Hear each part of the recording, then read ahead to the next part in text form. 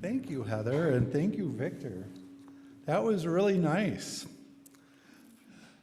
I'm going to start with a little less positive spin on not knowing. This is for the folks who, when Heather asked, how does not knowing something make you feel, answered with anxious or nervous or scared.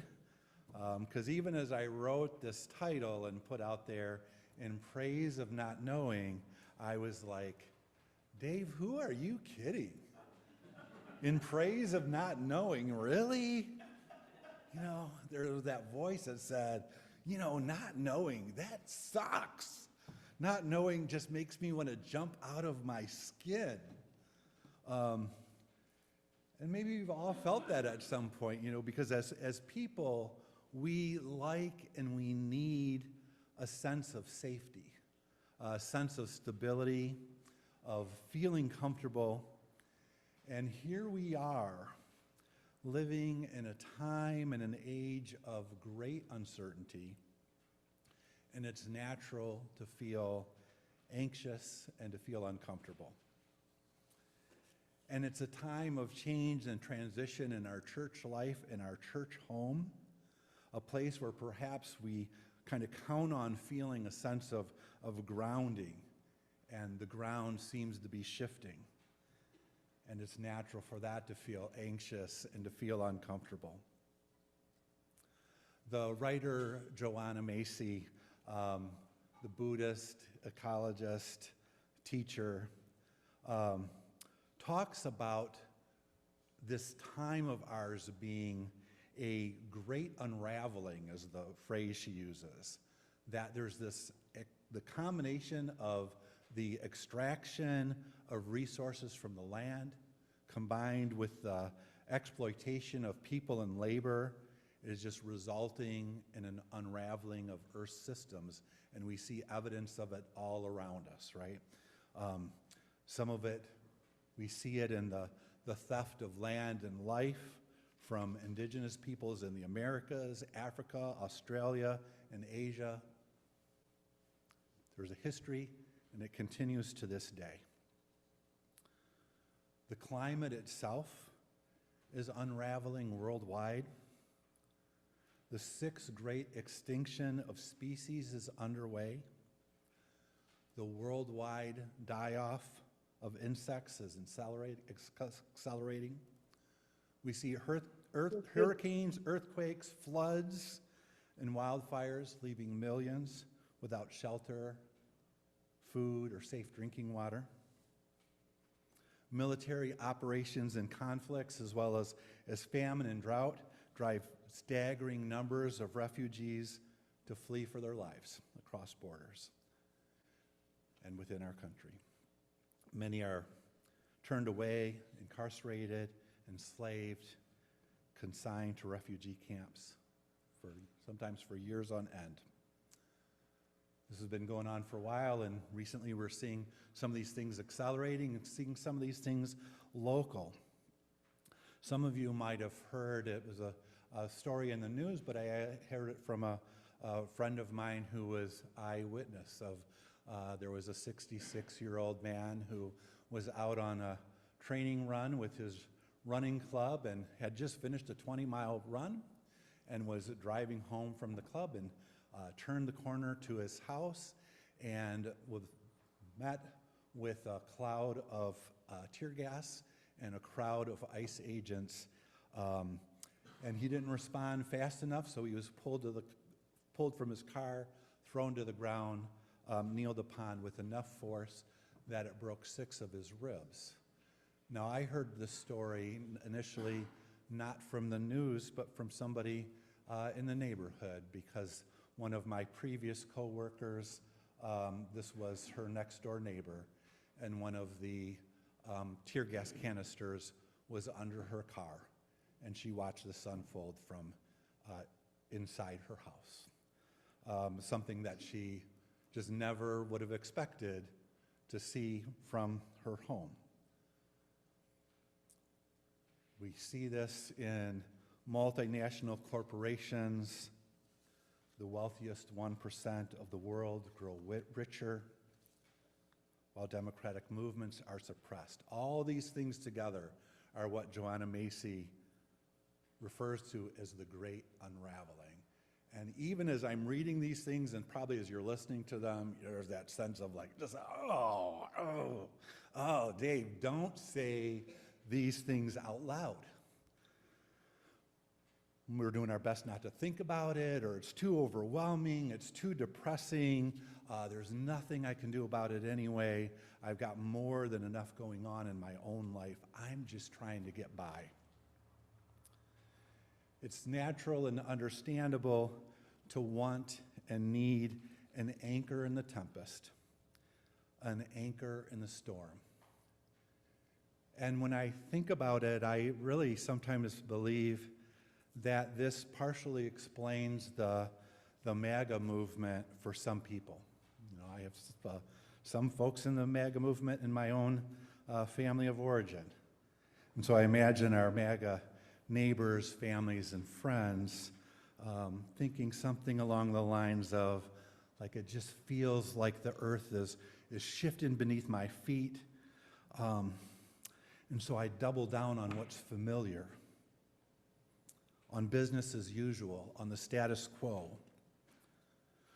So I double down on gender binary. I double down on extractive capitalism. Drill, baby, drill. I double down on hierarchy and authority. What this country really needs is a CEO, a unitary executive who runs everything, a strong man in charge. I double down on what feels most familiar. Obviously, those aren't my beliefs. But friends, we know that what has felt most familiar for so many people and for so long in our country's history is the system of white supremacy culture. And they would say, wait. You know, we don't like to hear it called that. To call it that is the language of woke extremists who hate America, the enemies of what is natural and normal, and want us to feel bad about ourselves. So I really do think that perhaps the MAGA movement is grounded in a need for certainty and an anger and a fear when that certainty is questioned. It's one expression of the illusion of control. And mass deportation at its heart is an expression of dominance, of power, of control, and a cruel, cruel expression of those things. And the great irony of the MAGA movement as a response to that great unraveling is the things that are so desperately being held onto are the very same things that are causing and contributing to that great unraveling. So it just looks like a vicious, great vicious cycle. It's just like, right? It just makes my anxiety worse. Like, where's my anchor in the storm? And while we might be tempted to pat ourselves on the back for not latching onto that particular illusion of control, what about our own need for certainty, our own illusions of control? What forms do they take? In addiction recovery, there's often attention paid to the ways in which we hold on to our illusion of control over whatever it is we found ourselves addicted to, whether that's drugs, alcohol, addiction to gambling, or some other form of either self-abuse or an abusive relationship with something or someone. There's a recognition that part of the healing process is recognizing that I do not and cannot control other people, and that when it comes down to it, the only thing I have control over is the choices that I make. And I don't always have control over the outcomes of those choices. I can choose to forgive myself, but I don't have control over whether someone else forgives me. I can choose to live differently, make choices about what I put my time and energy into. I can make choices about what I value. I can make choices about how I respond to and express my own feelings. Do I suppress them, pretend they don't exist, or put the time and energy into learning to recognize them and communicate them in ways that are healthier for me and more likely to be healthy for those around me? In recovery circles, it's often referred to as letting go, which is not the same as not caring or acting as if things don't matter. It's a stance that's articulated in a segment of prayer written by the theologian Reinhold Niebuhr, affectionately known in recovery circles as the Serenity Prayer. You've heard it before probably and familiar with it. God, grant me the serenity to accept the things I cannot change, the courage to change the things I can, and the wisdom to know the difference. The courage to change the things I can, the things I do, the choices I make, the words I say, my own actions, my own responses to the world around me, the relationships I choose to be in and how I choose to be in them, my chosen values and beliefs, the ways in which I live those out. The serenity to accept the things I cannot change, the things I cannot control. And that's that embrace of uncertainty, an embrace of not knowing, of not controlling or knowing the outcome. The theologian Paul Tillich once wrote, "The opposite of faith is not doubt, it's certainty." And the author, Anne Lamott, builds on this. And she also writes, and starts where he began, the opposite of faith is not doubt, but certainty, but then goes on to say, certainty is missing the point entirely. Faith includes noticing the mess, the emptiness and the discomfort, and letting it be there until some light returns. Faith also means reaching deeply within, she writes, for the sense one was born with, the sense, for example, to go for a walk. It means reaching deeply within. And our Unitarian Universalist faith and tradition reminds us that we reach deeply within together. That we don't do this in isolation, but in deep relationship. Our congregation, our church, like many other churches and faith communities around the country, are exploring new ways of being. We saw that in the congregations that we went to visit during our search. We see that in the way that faith and religion is being expressed in the world. There were two examples that I saw recently. A couple weeks back, some of the Chicago area Unitarian Universalist congregations, clergy and congregations and church leaders got together and led a flower communion ceremony outside of the Broadview Detention Center. Sue was there. You might have seen her picture in the Tribune. It was a flower communion led within a multi-faith community in a incredibly powerful space to hold that ceremony.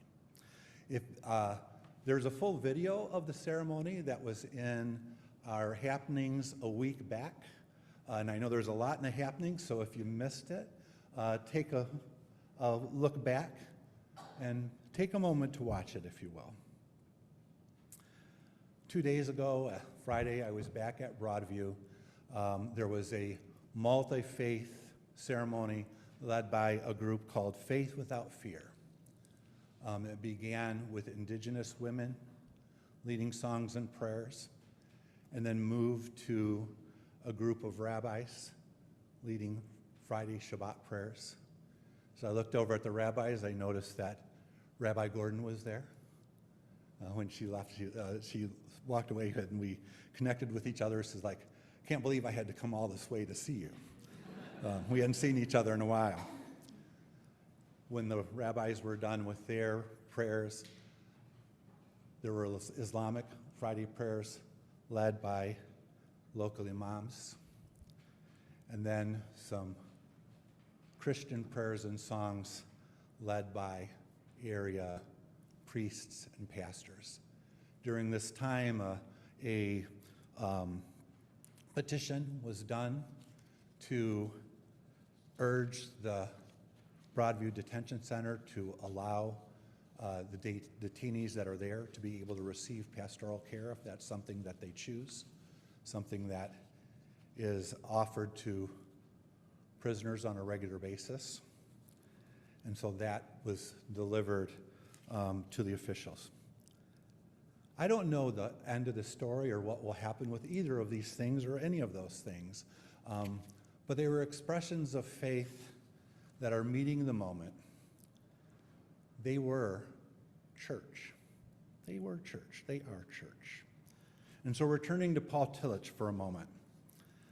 Tillich recognized that craving certainty is a response to the anxieties of the world and life, but he suggests a different path. That rather than responding with certainty, we respond with courage. With the courage to be. The courage to be. And he says that there's three parts in this courage to be. One is the courage to be part of a community with all the messiness that that entails. The courage to be our truest selves, which is an ongoing process of discovery and of being. The courage to be transcendent and be connected to a greater love, a greater mystery, a greater justice. The courage to be. The courage to be does not promise a certain predictable outcome.